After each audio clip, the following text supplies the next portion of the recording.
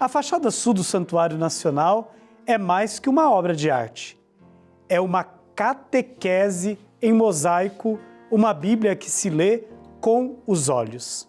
No programa de hoje, vamos refletir sobre a missão de São Tiago, que representa o sacramento da ordem, São João, que escreve e aponta para o mistério da fé, e Santo André, pescador de homens, que nos ensina o verdadeiro sentido do anúncio.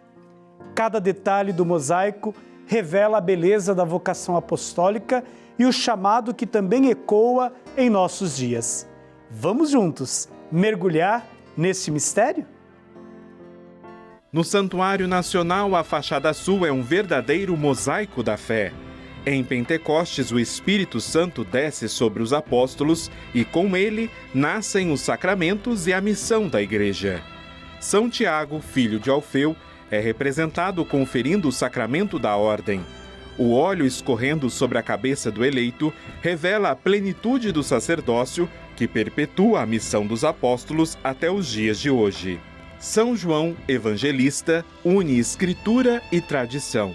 Enquanto escreve, aponta para a Arca da Aliança e duas testemunhas, lembrando que a fé da Igreja é guardada e transmitida pela tradição apostólica. Com a rede nas mãos, Santo André é retratado como pescador de homens. Os peixes vivos representam vidas salvas pela palavra. Evangelizador fiel, seguiu o exemplo de Cristo até o fim, sendo também crucificado. Cada apóstolo representa uma missão, uma vocação. A Igreja nascida em Pentecostes continua viva por meio daqueles que acolhem, anunciam e celebram. No corpo de Cristo, cada dom tem um lugar. E continuamos a nossa jornada bíblica e neste mês estamos conhecendo a fachada sul do Santuário Nacional e, de um modo particular, alguns elementos que compõem esta belíssima fachada que nos educa e que nos coloca na presença do mistério de Deus. Estamos vendo como que os sacramentos aparecem através dos apóstolos ali retratados e outros personagens. E hoje nós queremos conhecer um pouco mais dessa fachada através de alguns personagens que foram ali também colocados, como São Tiago, filho de Alfeu, São João Evangelista e Santo André. Quem nos ajuda a fazer este caminho e já está aqui conosco neste mês, rezando, nos ajudando a entender todo o simbolismo que foi impresso ali na fachada sul do santuário, é o professor Dr. Sérgio Ribaric, a quem mais uma vez acolhemos e damos as boas-vindas aqui no nosso programa. Muito obrigado, padre. Muito obrigado pelo convite. E já agradecemos, por esta presença fraterna, amiga, que nos ajudou a fazer este caminho, esta jornada bíblica neste mês de junho. Sérgio, começando a nossa conversa, nós nos reportamos a São Tiago, filho de Alfeu, aqui que é representado na fachada sul do santuário, celebrando o sacramento da ordem. Qual é a importância deste sacramento para a vida da Igreja? O sacramento da ordem é o sacramento por excelência da Igreja. Afinal de contas, a vida pública de Jesus começa chamando os 12. Os 12 é a Igreja, né? Os 12 são os sacerdotes, os bispos, é o que representa a Igreja. Jesus começa a sua vida pública, ele sai lá de Nazaré e vai a pé até a Galileia, o Mar da Galileia. Por que Galileia? E ele passa 90% da sua vida no Mar da Galileia e nas cidades circunvizinhas, porque lá era o lugar mais habitado de toda a Palestina. 90% das pessoas viviam lá por causa do rio, do lago, por causa dos peixes, por causa da pescaria. Então ele prega sempre lá, e é lá que ele chama os 12. E esses 12 são bem determinados. Os 12 uma coisa, discípulos são outras. Ele acompanha, os 12 os acompanham. Os discípulos estão em algum lugar, ouvem a palavra, participam dos milagres, falam com ele, não falam, vem a multiplicação dos pães, mas os 12 acompanham Jesus para cima e para baixo. São os 12 que ouvem todas as palavras dele. São os 12 que ouvem a palavra de Jesus dizendo, vão e preguem o Evangelho. São os 12 que recebem a missão na mão. Lógico, a missão é de todos nós, mas a missão fundamental quem recebe são os 12. Há uma diferença bem clara em todos os evangelhos sobre os 12 e os discípulos. No Evangelho de Lucas, após o capítulo 18, você percebe bem isso. Quando Jesus desce da Galileia para Jerusalém para a última Páscoa, para se entregar à morte, você percebe que na metade do caminho ele vai conversando apenas com os 12. São as parábolas, são os ensinamentos eclesiásticos, só para a igreja. É quase como ele se despedindo e deixando na mão de cada um deles o bastão. O bastão daqui para frente, vocês vão fazer a mesma coisa que eu. Fica muito claro na leitura teológica dos evangelhos, no capítulo 18 de Lucas, essa diferença. O que ele fala para o povo, lógico, é a mesma coisa, mas o que ele fala para o povo é uma coisa que o povo pode entender, pode usar para si próprio. E para os apóstolos, para os 12, é uma coisa que os 12 vão usar para passar para os outros. É uma igreja para os outros. Muito bonito isso, muito interessante. Inclusive na passagem, duas passagens, nessa volta de Jesus final, né, quando ele entra, antes de entrar em Jerusalém, quando, e me corrija, por favor, que eu não sou muito bom em números, quando Jesus pergunta, quem dizem que eu sou? Né?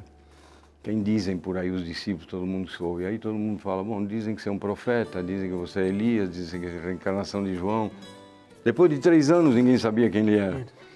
E aí ele olha para os 12 e aí fica claro a diferença dos outros. E vocês, quem dizem que eu sou? Todo mundo fica quieto. Mas tem um que diz, tu és o Filho de Deus Altíssimo, o Filho de Deus. E Jesus fica super feliz com Pedro, porque Pedro que diz isso.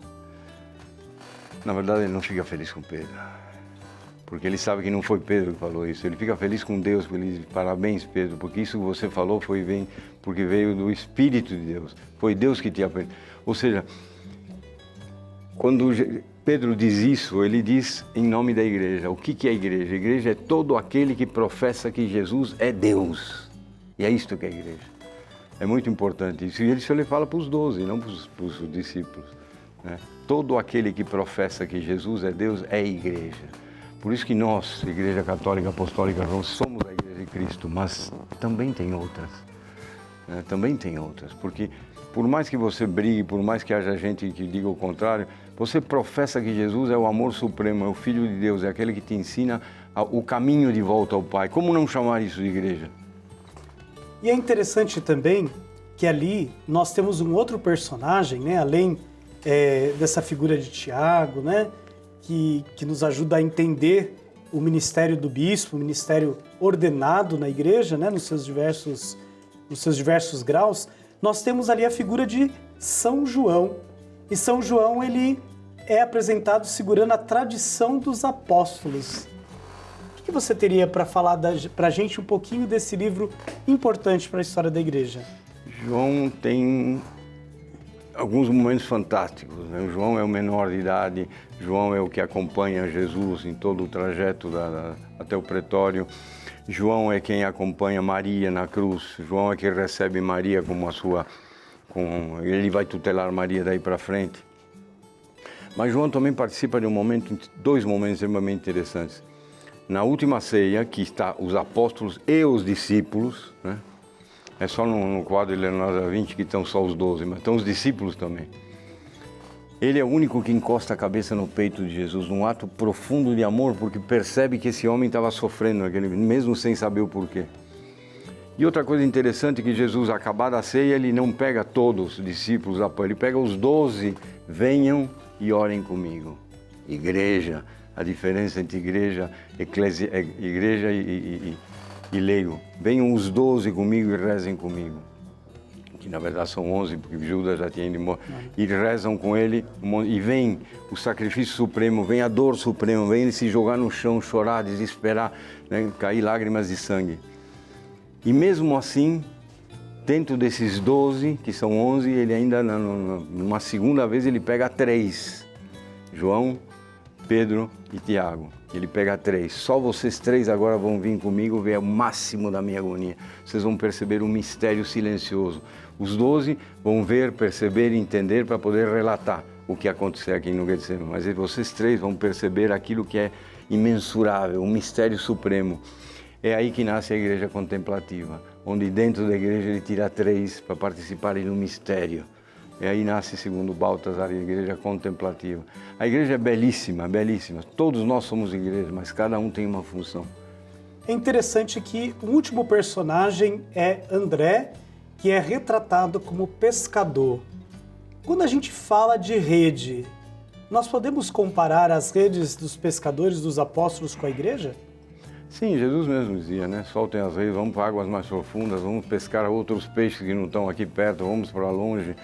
Pescar significa trazer, atrapar essas pessoas para poder ter uma vida diferente da que a vida que eles têm no dia a dia.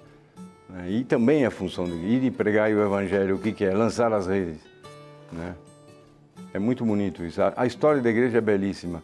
Para quem está nos ouvindo, um leigo que quer começar a se aprofundar dentro da teologia, comece com a história da igreja. A história da igreja é belíssima, belíssima. É a ação do Espírito Santo em loco. Sérgio, muito obrigado pela sua presença aqui no nosso programa. Foi muito bom fazer essa jornada contigo no mês de junho. E claro, as portas estão abertas e iremos contar com você em outras participações aqui no nosso programa.